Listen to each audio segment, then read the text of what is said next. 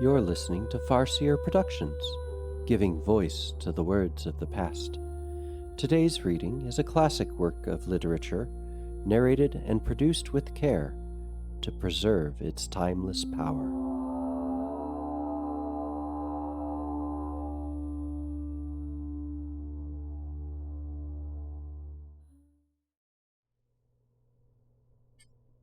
The Overcoat by Nikolai Gogol. In the department of, but it is better not to mention the department, the touchiest things in the world are departments, regiments, courts of justice. In a word, all branches of public service. Each individual nowadays thinks that all society insulted in his person. Quite recently, a complaint was received from a district chief of police in which he plainly demonstrated that all the imperial institutions were going to the dogs, and that the Tsar's sacred name was being taken in vain. And in proof, he appended to the complaint a romance in which the district chief of police is made to appear about once in every 10 pages, and sometimes in a downright drunken condition. Therefore, in order to avoid all unpleasantness, it will be better to designate the department in question as a certain department. So, in a certain department, there was a certain official, not a very notable one, it must be allowed, short of stature, somewhat pockmarked, red-haired and mole-eyed, with a bald forehead, wrinkled cheeks, and a complexion of the kind known as sanguine. The St. Petersburg climate was responsible for this. As for his official rank, well, with us Russians, the rank comes first. He was what is called a perpetual titular counselor, over which, as is well known, some writers make merry and crack their jokes, obeying the praiseworthy custom of attacking those who cannot bite back. His family name was Bashmachkin. This name is evidently derived from bashmak, shoe. But when and at what time and in what manner is not known. His father and grandfather and all the Bashmachkins always wore boots, which were resold 2 or 3 times a year. His name was Akai Akayevich. It may strike the reader as rather singular and far-fetched, but he may rest assured that it was by no means far-fetched, and that the circumstances were such that it would have been impossible to give him any other name. This was how it came about. Akai Akayevich was born, if my memory fails me not, in the evening on the 23rd of March.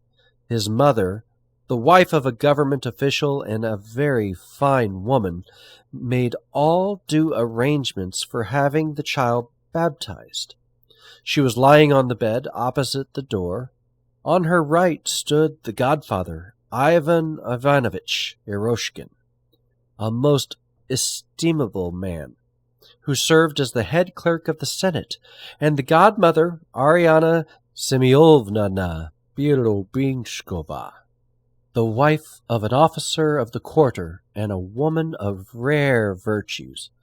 They offered the mother her choice of 3 names, Mokia, Sosia, or that the child should be called after the martyr Kozazda. "No," said the good woman, "all those names are poor." In order to please her, they opened the calendar at another place. 3 more names appeared, Tlifili, Dula, and Varakizi. "This is awful," said the old woman. "What names! I truly never heard the like. I might have put up with Radet or Varuk, but not Trifili and Varakisi. They turned to another page and found Pavzikakai and Vaktizi. Now I see, said the old woman, that it is plainly fate, and since such is the case, it will be better to name him after his father. His father's name was Akai, so let his son's name be Akai too. In this manner he became Akai Akaievich. They christened the child, whereat he wept and made a grimace as though he foresaw that he was to be a titular counselor. In this manner did it all come about. We have mentioned it in order that the reader might see for himself that it was a case of necessity, and that it was utterly impossible to give him any other name. When and how he entered the department, and who appointed him, no one could remember. However much the directors and chiefs of all kinds were changed, he was always to be seen in the same place, the same attitude, the same occupation, always the letter-copying clerk, so that it was afterwards affirmed that he had been born in uniform with a bald head, no respect was shown him in the department, and even the porter not only did not rise from his seat when he passed, but never even glanced at him, any more than if a fly had flown through the reception room. His superiors treated him in coolly despotic fashion. Some insignificant assistant to the head clerk would thrust a paper under his nose without so much as saying, "Copy," or "Here's an interesting little case," or anything else agreeable, as is customary amongst well-bred officials, and he took it looking only at the paper and not observing who handed it to him or whether he had the right to do so, simply took it and set about copying it. The young officials laughed at and made fun of him so far as their official wit permitted, told in his presence various stories concocted about him and about his landlady, an old woman of 70, declared that she beat him, asked when the wedding was to be, and strewed bits of paper over his head, calling them snow. But Akaky Akakievich answered not a word, any more than if there had been no one there beside himself. It even had no effect upon his work. Amid all the annoyances, he never made a single mistake in a letter. But if the joking became wholly unbearable, as when they jogged his head and prevented him attending to his work, he would exclaim, "Leave me alone. Why do you insult me?" And there was something strange in the words, and in the voice in which they were uttered. There was in it something which moved to pity, so much so that one young man, a newcomer, who, taking pattern by the others, had permitted himself to make sport of Akaky, suddenly stopped short, as though all about him had undergone a transformation and presented itself in a different aspect. Some unseen force repelled him from the comrades whose acquaintance he had made on the supposition that they were decent, well-bred men. Long afterwards, in his gayest moments, there recurred to his mind the little official with the bald forehead, with his heart-rending words, "Leave me alone. Why do you insult me?" In these moving words other words resounded. "I am thy brother."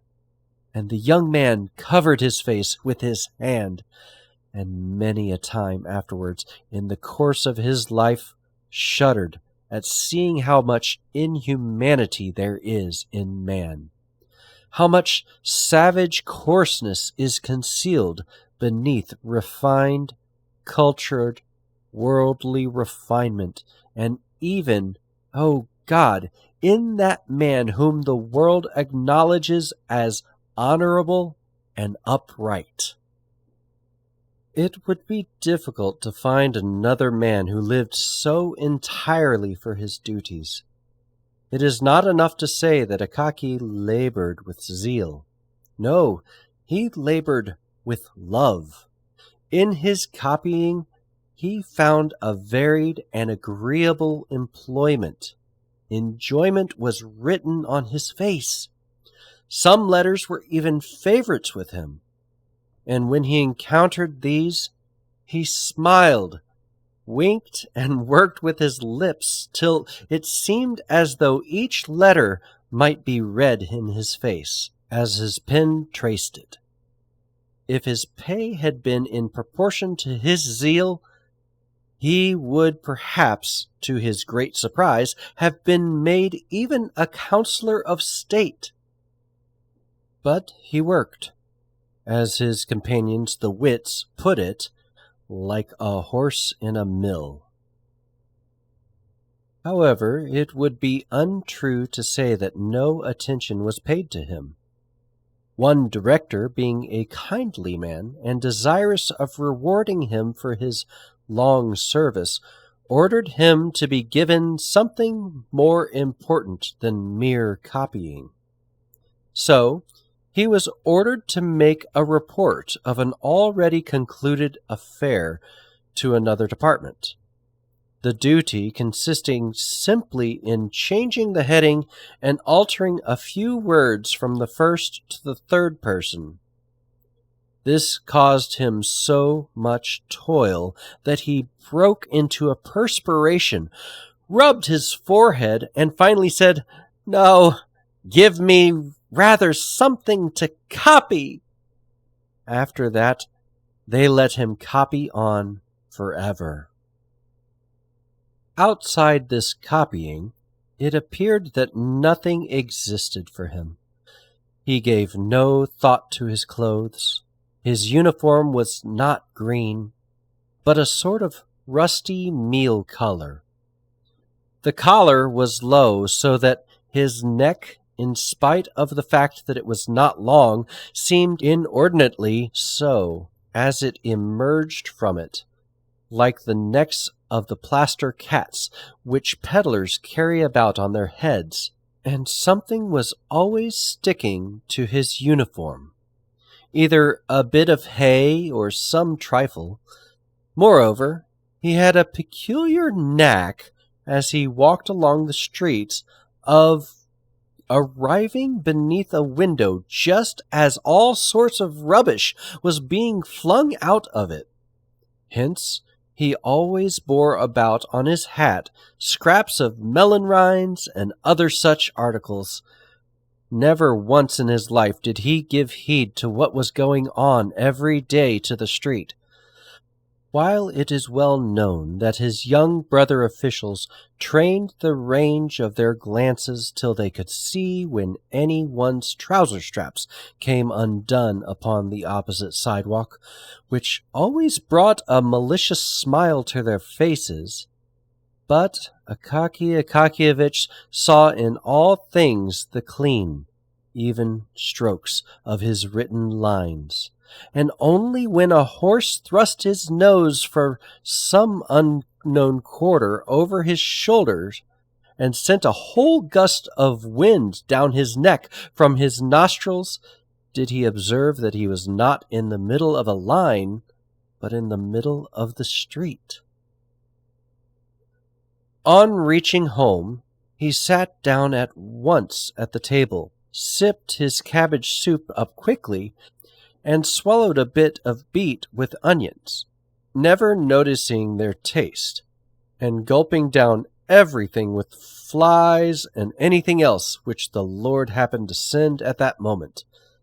When he saw that his stomach was beginning to swell, he rose from the table and copied papers which he had brought home. If there happened to be none, he took copies for himself, for his own gratification, especially if the document was noteworthy, not on account of its style, but of its being addressed to some distinguished person. Even at the hour when the gray St. Petersburg sky had quite disappeared, and all the official world had eaten or dined, each as he could, in accordance with the salary he received and his own fancy, when all were resting from the department jar of pens, running to and fro for their own and other people's indispensable occupations, and from all the work that an uneasy man makes willingly for himself, rather than what's necessary, when officials hasten to dedicate to pleasure the time which is left to them, one bolder than the rest, going to the theatre, another into the street looking under the bonnets, another wasting his evening in compliments to some pretty girl, the star of a small official circle,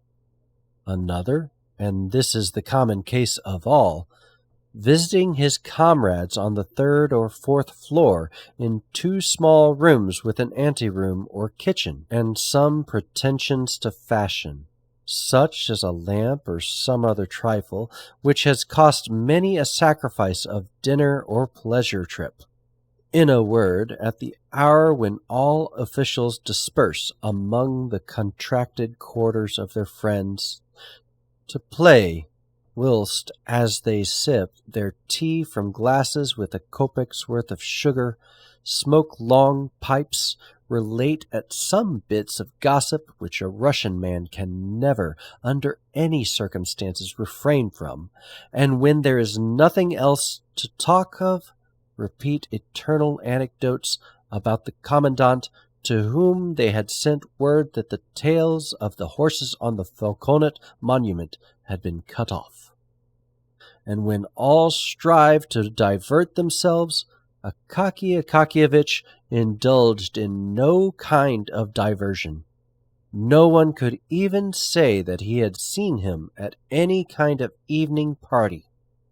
Having written to his heart's content, he lay down to sleep, smiling at the thought of the coming day, of what God might send him to copy on the morrow.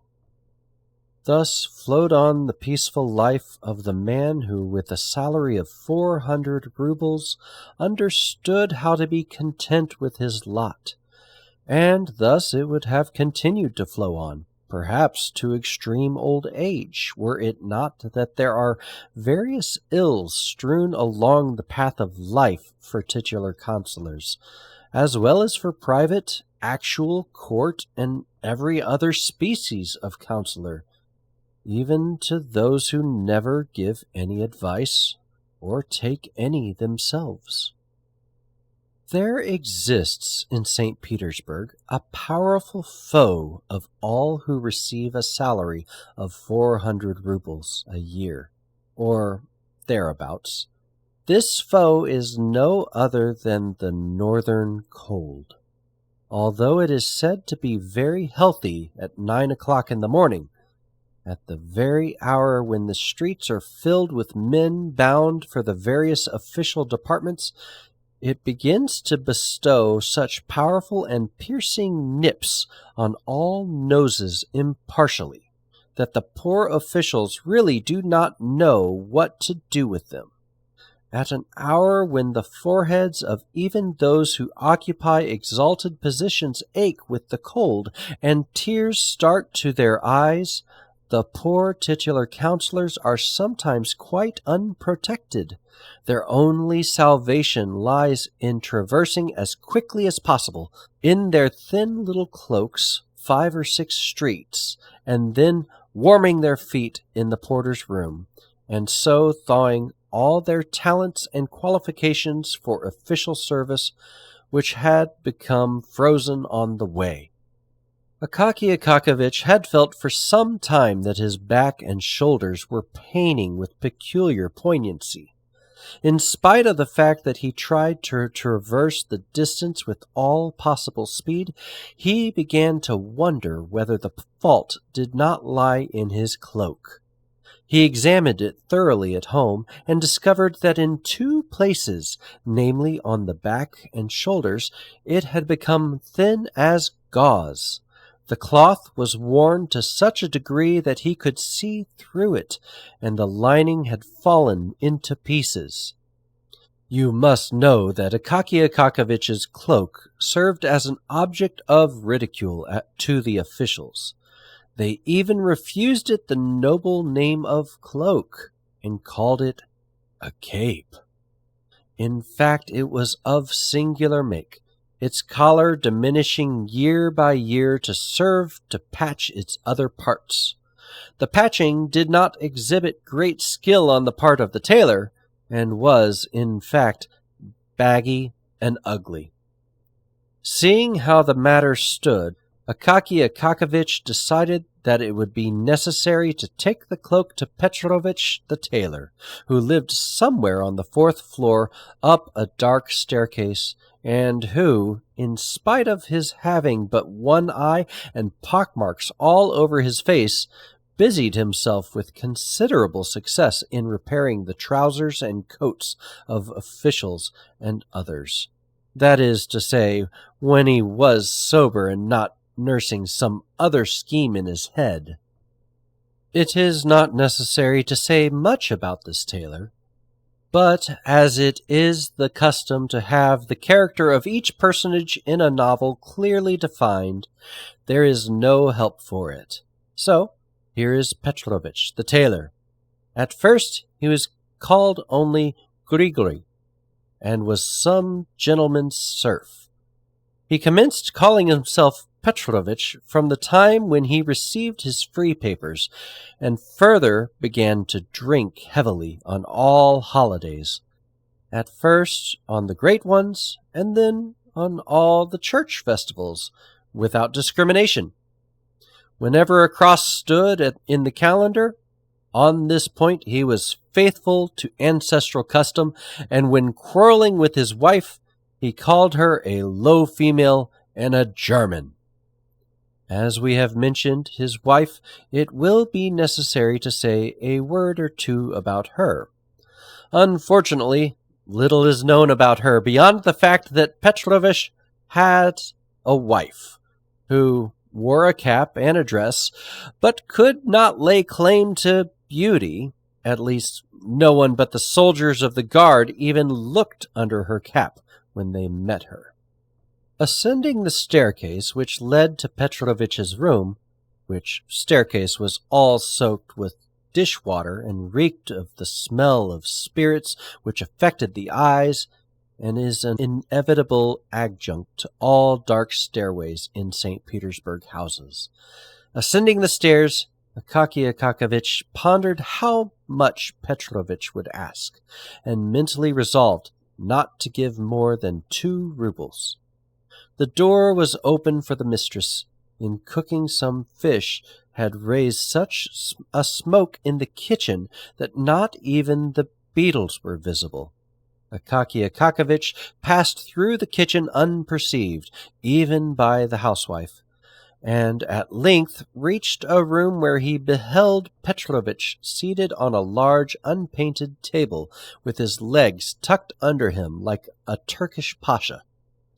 His feet were bare, after the fashion of tailors, as they sit at work, and the first thing which caught the eye was his thumb with a deformed nail, thick and strong as a turtle shell. About Petrovich's neck hung a skein of silk and thread, and upon his knees lay some old garment. He had been trying unsuccessfully for 3 minutes to thread his needle, and was enraged at the darkness and even at the thread, growling in a low voice, "It won't go through! "The barbarian! You pricked me! You rascal!" Akaky Akakevich was vexed at arriving at the precise moment when Petrovich was angry. He liked to order something of Petrovich when he was a little downhearted, or, as his wife expressed it, when he had settled himself with brandy, the one-eyed devil. Under such circumstances, Petrovich generally came down on his price very readily, and even bowed and returned thanks afterwards. To be sure, his wife would come complaining that her husband had been drunk and so had fixed the price too low. But if only a 10-kopeck piece were added, then the matter would be settled.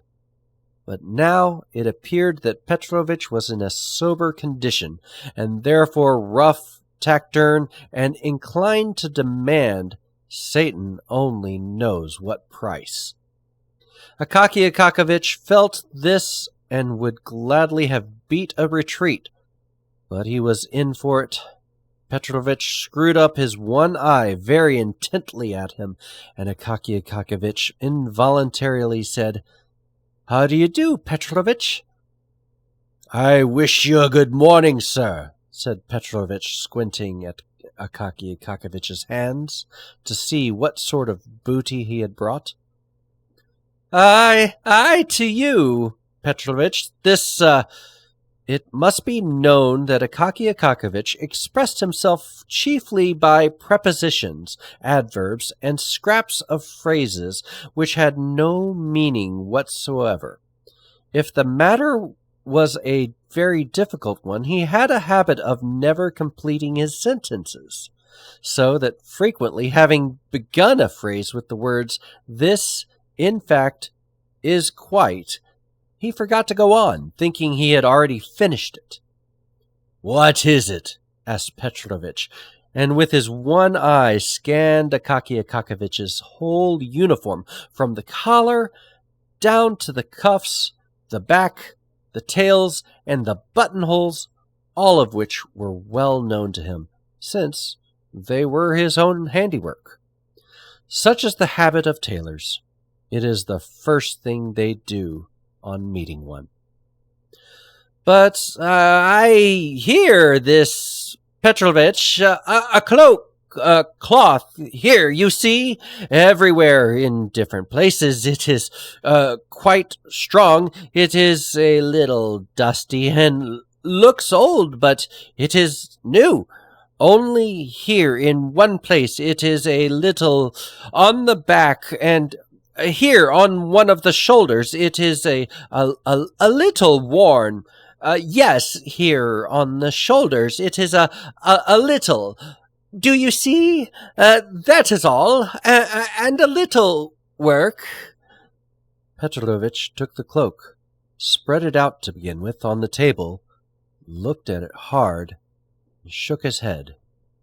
He reached out his hand to the windowsill for his snuff-box, adorned with the portrait of some general, although what general is unknown, for the place where the face should have been had been rubbed through by the finger, and a square bit of paper had been pasted over it instead. Having taken a pinch of snuff, Petrovich held up the cloak and inspected it against the light, and again shook his head. Then he turned it, lining upwards, and shook his head once more, after which he again lifted the general-adorned lid with its bit of pasted paper, and having stuffed his nose with snuff, dosed and put away the snuff-box, and said finally, "No, it is impossible to mend it. It is a wretched garment." Akaky Akakevich's heart sank at these words. "Why is it impossible, Petrovich?" he said, almost in the pleading voice of a child. "All that ails it is worn on the shoulders. You must have some pieces." "Yes, patches could be found. Patches are easily found," said Petrovich. But there's nothing to sew them to. The thing is completely rotten. If you put a needle to it, see, it will give way." "Let it give way, and you can put on another patch at once." "But there is nothing to put the patches onto.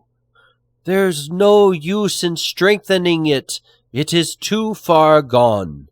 It's lucky that it's cloth, for if the wind were to blow, it would fly away." "Well, strengthen it again. How's this, in fact?" "No," said Petrovich decisively. "There is nothing to be done with it. It's a thoroughly bad job. You'd better, when the cold winter weather comes on, make yourself some gaiters out of it, because stockings are not warm. The Germans invented them in order to make more money."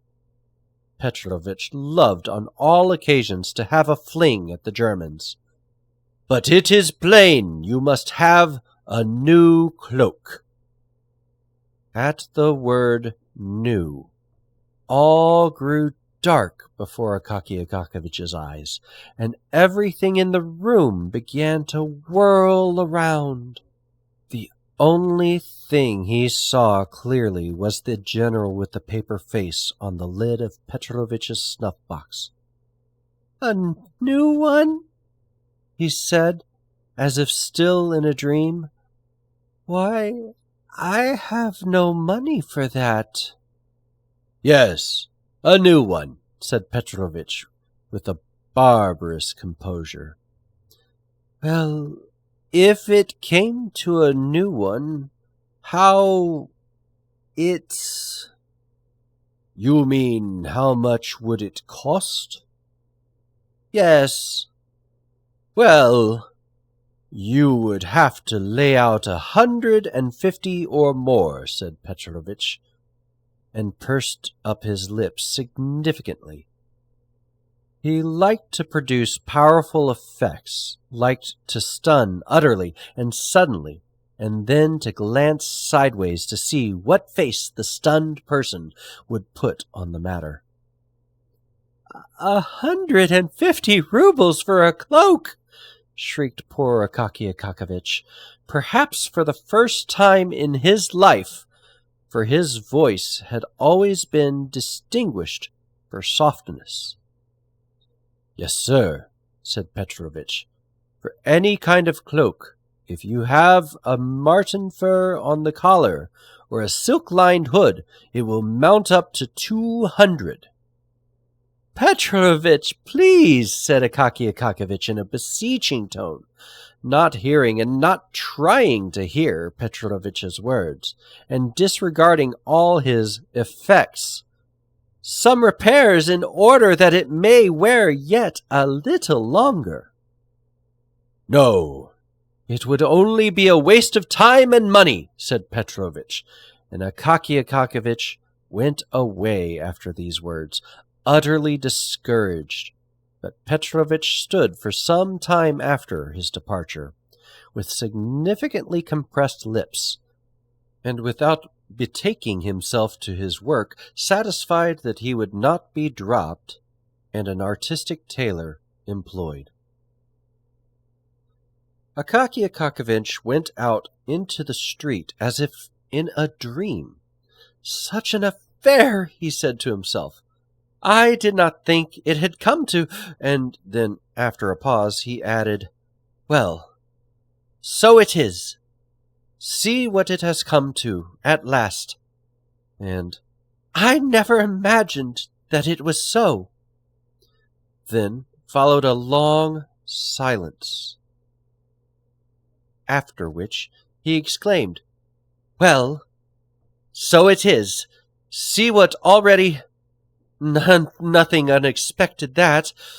It would be nothing. What a strange circumstance."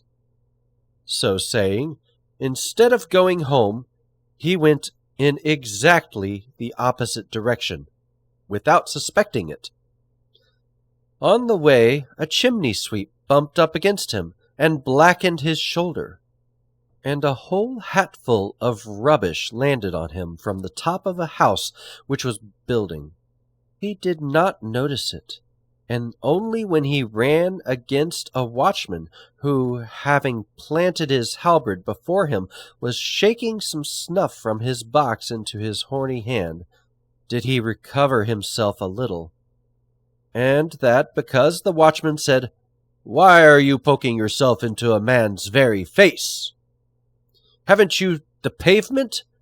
This caused him to look about him and turn towards home.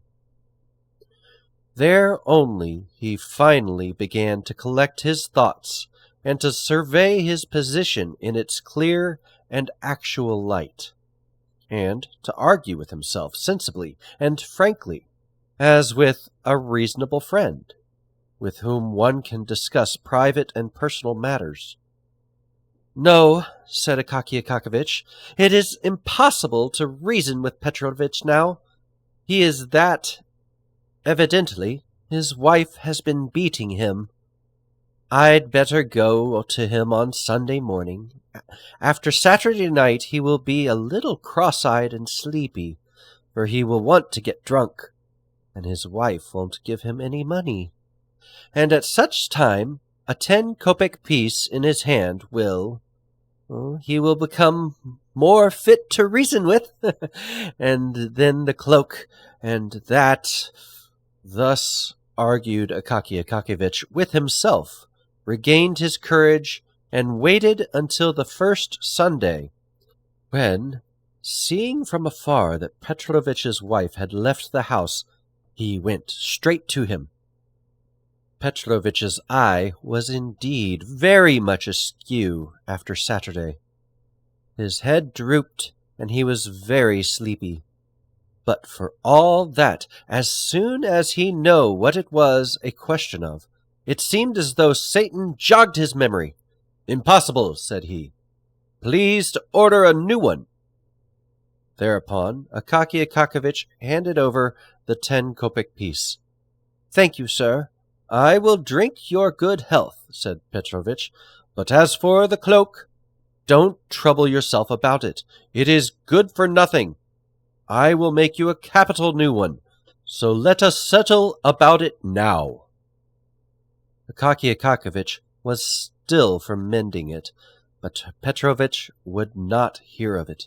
He said, "I shall certainly have to make you a new one, and you may depend on it that I shall do my best. It may even be as the fashion goes, that the collar can be fastened by silver hooks under a flap." Then Akaky Akakiyevich saw that it was impossible to get along without a new cloak, and his spirit sank utterly. How, in fact, was it to be done? Where was the money to come from? He must have some new trousers, and pay a debt of long standing to the shoemaker for putting new tops to his old boots. And he must order 3 shirts from the seamstress, and a couple of pieces of linen. In short, all his money must be spent, and even if the director should be so kind as to order him to receive 45 or even 50 roubles instead of 40, it would be a mere nothing, a mere drop in an ocean towards the funds necessary for a cloak. Although he knew that Petrovich was often wrong-headed enough to blurt out some outrageous price, so that even his own wife could not refrain from exclaiming, "Have you lost your senses, you fool?"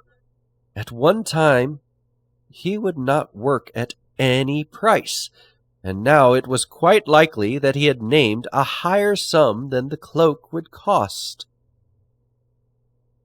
But although he knew that Petrovich would undertake to make a cloak for 80 roubles, still, where was he to get the 80 roubles from? He might possibly manage half. Yes, half might be procured. But where was the other half to come from? But the reader must first be told where the first half came from. Akaky Akakevich had a habit of putting, for every ruble he spent, a groschen into a small box, fastened with lock and key and with a slit in the top for the reception of money. At the end of every half year, he counted over the heap of coppers and changed it for silver. This he had done for a long time, and in the course of years the sum had mounted up to over 40 rubles. Thus he had one half on hand. But where was he to find the other half? Where was he to get another 40 rubles from? Akaky Akakevich thought, and decided that it would be necessary to curtail his ordinary expenses for the space of 1 year at least, to dispense with tea in the evenings, to burn no candles, and, if there was anything which he must do, to go into his landlady's room and work by her light. When he went into the street, he must walk as lightly as he could, and as cautiously upon the stones, almost upon tiptoe, in order not to wear his heels down in too short a time. He must give the laundress as little to wash as possible, and, in order not to wear out his clothes, he must take them off as soon as he got home, and wear only his cotton dressing-gown, which had been long and carefully saved. To tell the truth, it was a little hard for him at first to accustom himself to these deprivations, but he got used to them at length, and after a fashion, and all went smoothly. He even got used to being hungry in the evenings, but he made up for it by treating himself to say, in spirit, by bearing ever in mind the idea of his future cloak. From that time forth, his existence seemed to become, in some way, fuller, as if he were married, or as if some other man lived in him, as if, in fact, he were not alone, and some pleasant friend had consented to travel along life's path with him, the friend being no other than the cloak, with little wadding and a strong lining incapable of wearing out. He became more lively, and even his character grew firmer, like that of a man who had made up his mind and set himself a goal. From his face and gait, no doubt and indecision, all hesitating and wavering, disappeared of themselves. Fire gleamed in his eyes, and occasionally the boldest and most daring ideas flitted through his mind. Why not, for instance, have marten fur on the collar? The thought of this almost made him absent-minded. Once, in copying a letter, he nearly made a mistake, so that he exclaimed almost aloud, "Ah!" and crossed himself. Once, in the course of every month, he had a conference with Petrovich on the subject of the cloak, where it would be better to buy the cloth, and the color, and the price. He always returned home satisfied, though troubled, reflecting that the time would come at last when it could all be bought, and then the cloak made.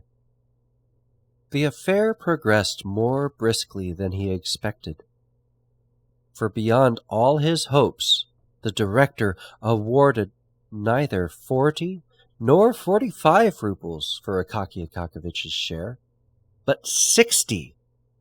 Whether he suspected that Akaky Akakevich needed a cloak, or whether it was merely chance, at all events, 20 extra rubles were by this means provided. This circumstance hastened matters.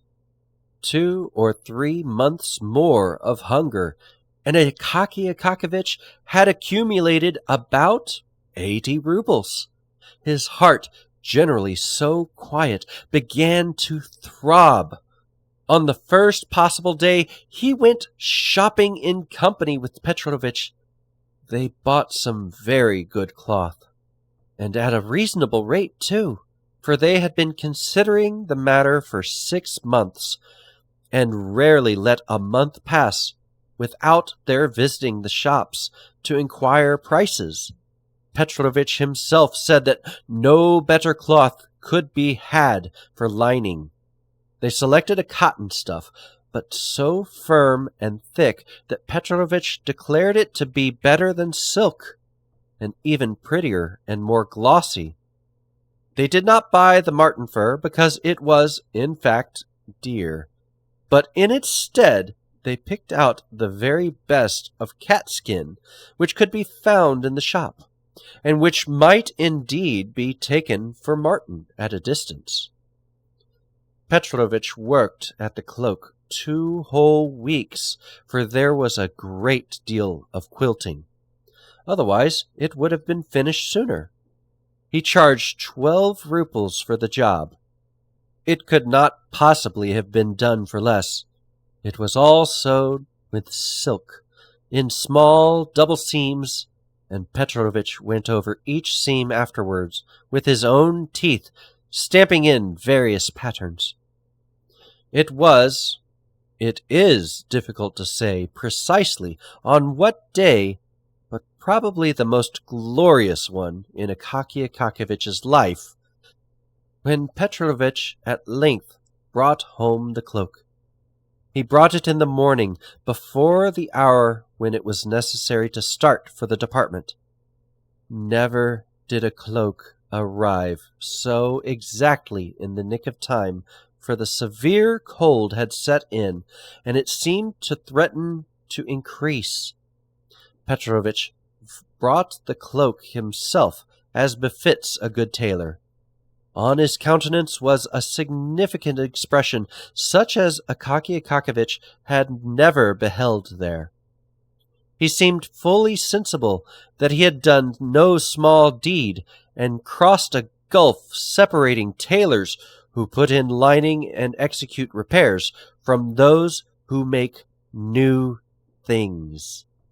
He took the cloak out of his pocket handkerchief in which he had brought it. The handkerchief was fresh from the laundress, and he put it in his pocket for use. Taking out the cloak, he gazed proudly at it, held it up with both hands, and flung it skillfully over the shoulders of Akaky Akakevich. Then he pulled it and fitted it down behind with his hand, and he draped it around Akaky Akakevich without buttoning it. Akaky Akakevich, like an experienced man, wished to try the sleeves. Petrovich helped him on with them, and it turned out that the sleeves were satisfactory. Also, in short, the cloak appeared to be perfect and most seasonable.